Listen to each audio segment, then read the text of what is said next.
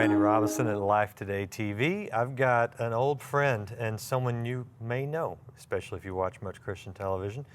Sarah Bowling is with me, and Sarah and I went to college together at Oral Roberts University, so I knew her back then as Sarah Hickey, daughter of Marilyn Hickey, but Sarah's now teaching with her mother and doing a lot of great things. Thanks for coming by and spending a few minutes. Totally cool. And, you know, letting our makap lady poke you and prod you with Yay! stuff. And, thank God for help. For television. So you are kind of in the same boat I am to a degree. Yeah. In that you know, left college and went and worked with your minister mother. Yeah. I work with my minister father. Yeah. What's it been like from your perspective? Yep. I didn't want to do any of this stuff growing up. You know, I was like, I don't know about you. Did you want to do this stuff? Not particularly. No, I want to make movies. Ooh, that's cool. That's very cool. Maybe still you still do. can, I huh? still do. Yeah, sure. That's sure, cool. sure. We need to talk about that after a little bit. But I didn't want to do this stuff. When I finished school at ORU, I went and I taught junior high and high school. Oh. And I loved it. I taught social studies and geometry and had a fantastic time. Coached girls basketball. Just, man, I ate it all up. I did that for almost 4 years. Met my husband. We got married, and right before I got married, had a pretty radically life-changing experience with God. I mean, I was committed to Christ, you know, all the regular stuff, but not really going to do that ministry thing at all. And so when I had that experience with Christ, I felt like it was a real confrontation as far as, I have called you into the ministry, and we had a good wrestling match, because I was like, I know what that looks like. Yeah. I've been in that world, and I don't know that I want to do that to myself or anybody else that I care about. Right. Not quite, but so I said yes to God, but I got married, lived in Kansas City for a couple years, and then moved back to Denver. So I didn't really start into ministry really until my late 20s. Okay. Yeah, and that was an interesting experience at that beginning time. Yeah, I can relate because I worked here for a little while after I graduated school and got married. And then I left never to come back. I was gone 6 years, and then I hate to use the phrase, but God brought me back. Yeah. And I was willing, but I was a little bit kicking and screaming. Reluctant. I think, like you say, well, let me just ask you, why didn't you want to get into it? I mean, I know you love your mom. Yeah, love my mom, love my dad. No beefs there. I think, and I just be real honest, sometimes I still wrestle with this. Generally, and I really am asking God to help me to continue to love people, because ministry is about people. And I want to genuinely love people. And sometimes I do better at that than other times. I have shortcomings and failures. But I have to say, too, that there are some people who are easier to love than others. And there are some people who say dumb things. They don't think about what they're doing or some of that kind of stuff. And that makes it hard. And I don't like feeling like I'm a failure when I mess up or when I say something wrong or, I didn't love well. Or, I don't like that. I don't like when I feel kind of put on the spot, like you're supposed to perform a certain way. I don't do very well with that. So you're saying you've seen a lot of criticism of people in ministry and you didn't want to be the one being criticized? Yeah, partly. And then people come up and kind of say stupid things, One lady asked me, what? It's perfect. Last week a lady asked me, hey, Sarah, your husband's left-handed. Yeah, he writes left-handed. What else does he do? He's left-handed. I mean, does he do other things left-handed? I said, I'm sure he does. And what else does he do? I was like, well, I know he writes. Well, what does he do? Sports left-handed? I'm like, and I just kept pushing it. Where are you going with this? Yeah, and I was like, is this important for me? I've been married for 18 years. We're happy. He loves me. I love him. It was freaking me out. And it was just kind of an unmet expectation. And, some of that resolved kind of, and so it makes me feel. You haven't learned to write off the crazies? I learned that long ago. You just write off the crazies, because ministries attract a small group of just really bizarre people. It is true. And you just kind of got to let it go, because the majority of the people, the ones that don't come up to you and ask you weird questions, you know, Right. they appreciate what you But do. I think I might be one of those crazies too from time to time. Have my own little twilt things, you know, so. So what do you like about what you're doing now? Because you're teaching. Yep. Teaching the Bible, love teaching the Bible.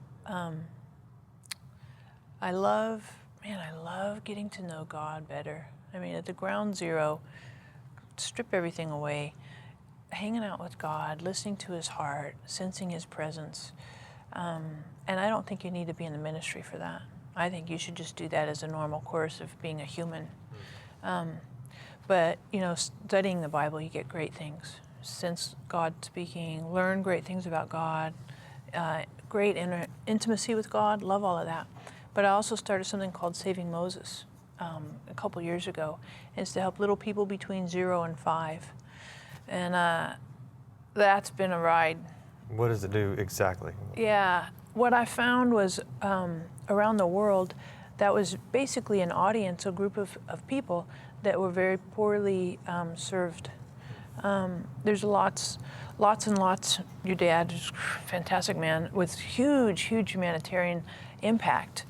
But the 0 to 5, I found that that's one of the most vulnerable ages, of course. They're the most frail, fragile, you know, all kinds of problems. And when they die most often because of malnutrition. And you can't feed a 6-month-old the same thing that you feed a 3-year-old. You know, it's different arrangement. And so, and the care for a 6-month-old is dramatically different than what you'd give care for a 7-year-old. And so I started to kind of explore it.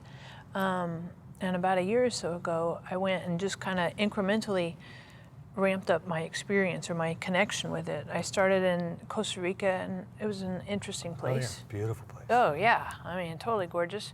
But didn't have a lot of Saving Moses tread to it. It was just kind of starting. And then I went to Albania. My mom and I had done a group trip there, and we found a home, or actually a ministry that connects with the hospital. What happens there is the moms, oftentimes, if they get pregnant out of wedlock, will abandon their babies in the hospital. They'll climb out the window because of they're socially ostracized, outcasts. And so there's nobody to take care of these babies. And so providing a stopgap until they can either find a home, be adopted, something.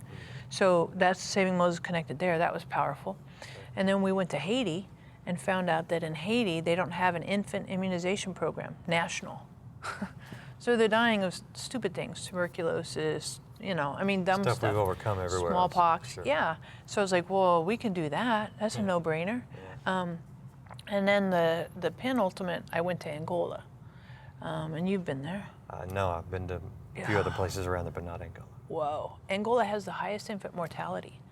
And when I went,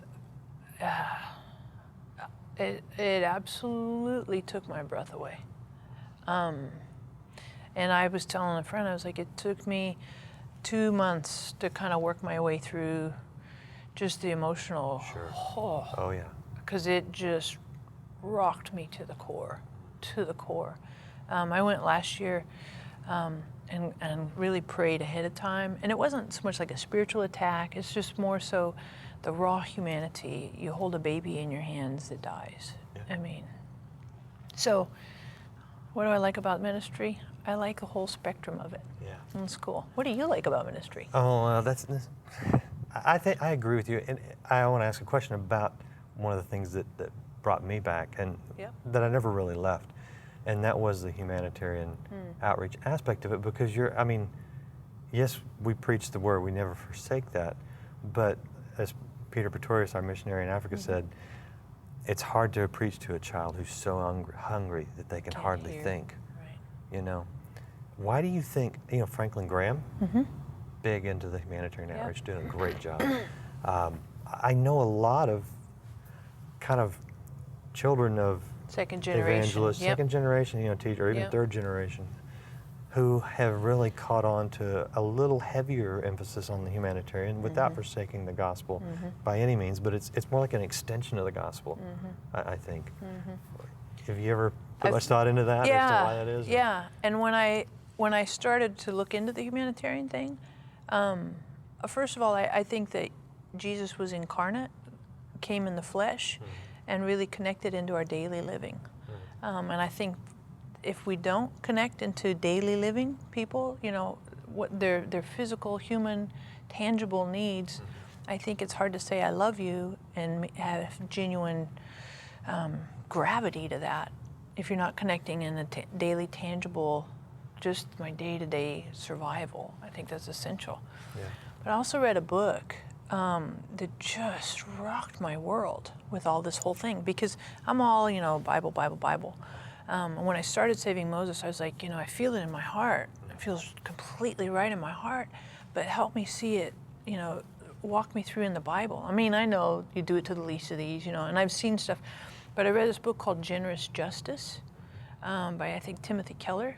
Oh my gosh, you have no idea.